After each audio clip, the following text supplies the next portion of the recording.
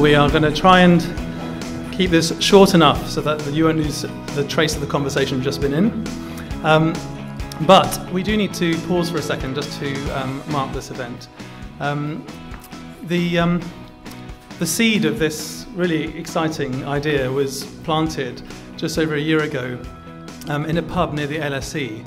And Nigel Warburton, who's hiding over there, was on a panel discussing and pontificating on the topic of the future of the book, which is interesting to publishers listening in, but that's another story.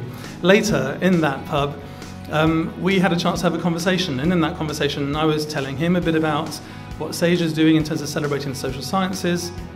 He was telling me a bit about how wonderfully Philosophy Bites is going, and I'd say it only took us a pint or two to actually put two and two together and actually think, aha, here's a bit of an idea.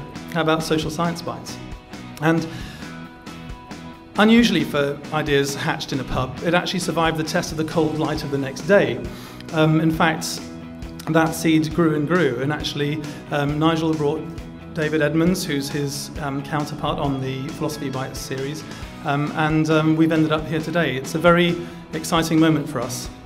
Before I hand over to Nigel and David to talk a little bit, I just wanted though to put in context why we at Sage are flying the flag so vigorously for the social sciences. Some of you here may have been at an event at the House of Lords early last year, where our friends at the Academy launched their campaign for social science, and where we were able to launch our social science space, which is a community site dedicated to enabling social science interaction and promotion, and is in fact where you would find the transcripts for any of the Social Science Bites interviews today. And it seems to me that 2 years on, there's as much need now to continue to make the case for the social sciences as there was back then. Unfortunately, it does seem like the social sciences are easily misunderstood or derided, and there's just too much confusion, I think, about the sheer value and contribution of the social sciences. And I'm reminded of a particular line that Anthony Giddens made during that House of Lords event, where he said, when I spend time with media figures, I spend time with politicians, it is striking how few of them seem to understand where they got their ideas from. And actually they got them from the cumulative intellectual labour of social scientists in universities across the globe. And I don't think that point is well enough conveyed. And so we as publishers of social science are very keen to make sure we're doing our bit, and indeed a responsibility, I think, on our part to actually help support the core work that's been so central to our identity. I think the problem is that social science is often seen as the poor cousin of the natural sciences, with its own peculiar form of physics envy, if you like. And it's actually whereas the issue for the social sciences is that they draw both on the natural sciences, they draw on the humanities, they draw on philosophy, they draw on history, and are a multidisciplinary attempt to tackle complex and what are called wicked problems.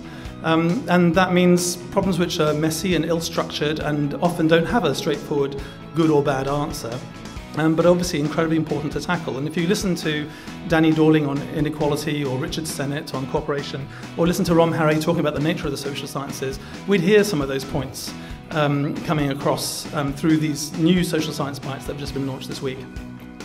And I was reminded in a conversation just earlier of a comment.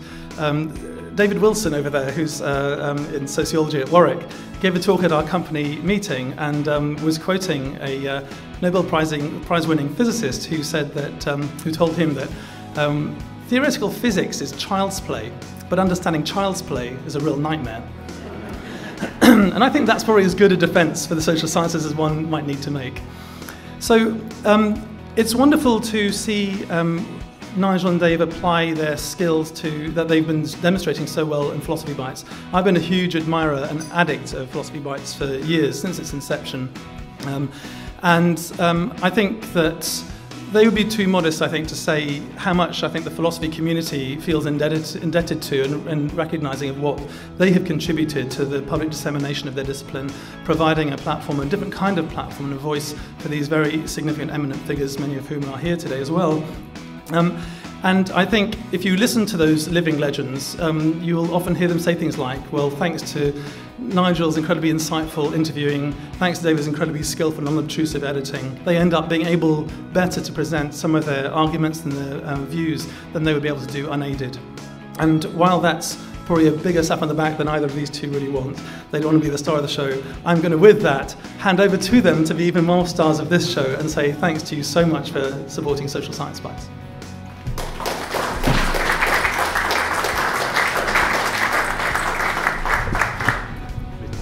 Lowered about 2 meters. Thank you, Ziyad. We're very excited about this project. We've been doing.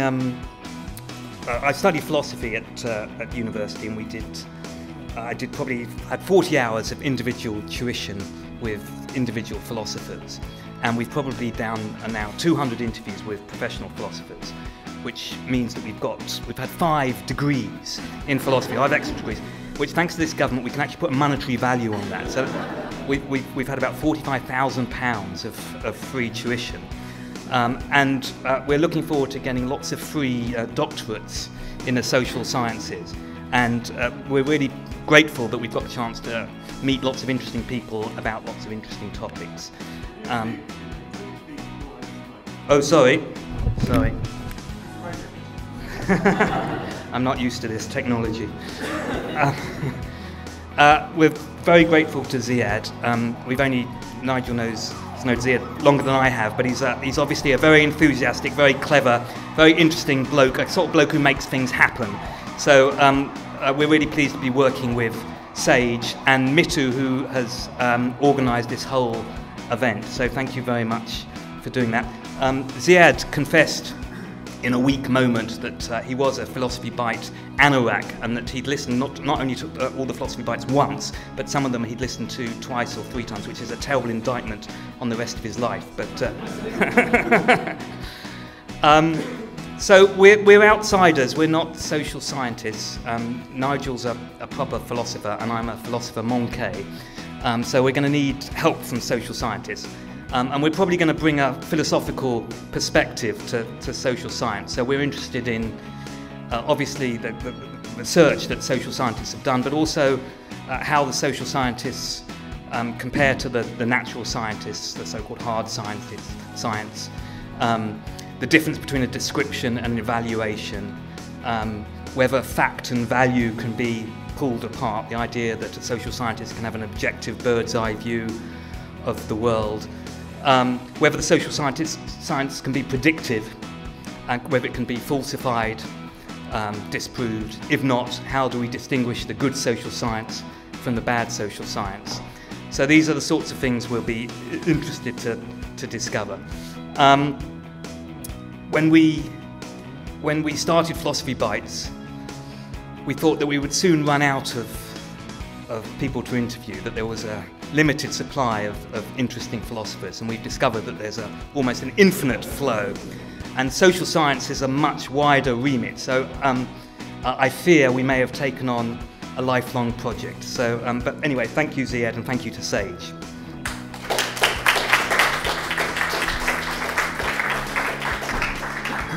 I have to confess I've never actually been to a podcast launch before, so I have no idea what the form is, but I'm just going to be very brief because I know you all want to talk to each other. You're more interesting than I am, and you know, it's a great opportunity to network and so on, but I just want to say 2 things.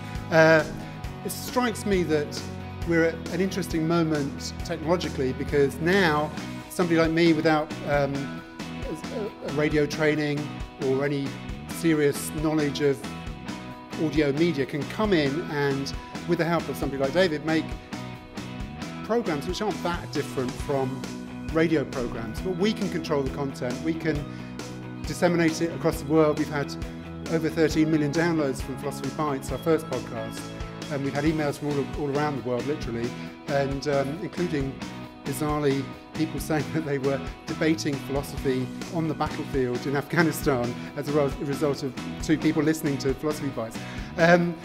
Really unusual range that you couldn't possibly have achieved 10 years ago, 15 years ago.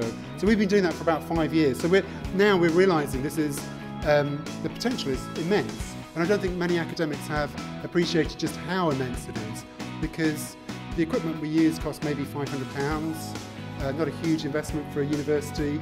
The time that we invest, obviously incredibly expensive, but we're prepared to do that. And the fulfilment, as David has indicated, from our perspective, it's incredibly enjoyable because we are in control. I should stress that although Sage have been fantastic in backing us with this and promoting it, we are exerting our own editorial control. It's not as if we're being controlled by Sage, which again is a phenomenal thing.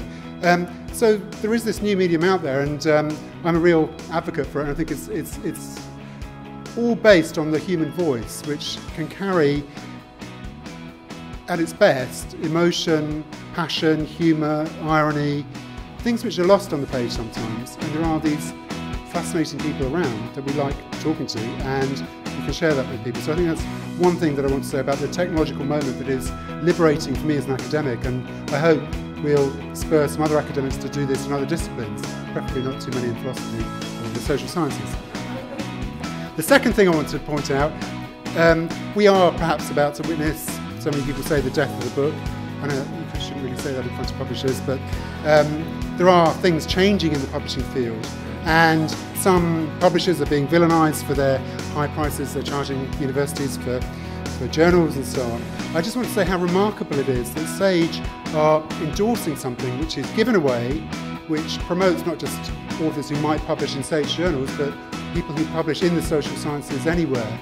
And they're doing this tremendous service to the social sciences and academic debate generally, without obvious direct benefits to them as a commercial organisation. And that kind of philanthropy, I think, will actually perversely pay them back very well, because publishing is based on a kind of trust between authors, the booksellers and the reading public, and you need to have confidence in the people you're working with, and I've found Sage absolutely inspirational at this really strange moment for publishing. So I think we should raise our glasses to Sage and thank them for organising this event, and I hope you enjoy what's left of it. Thank you very much.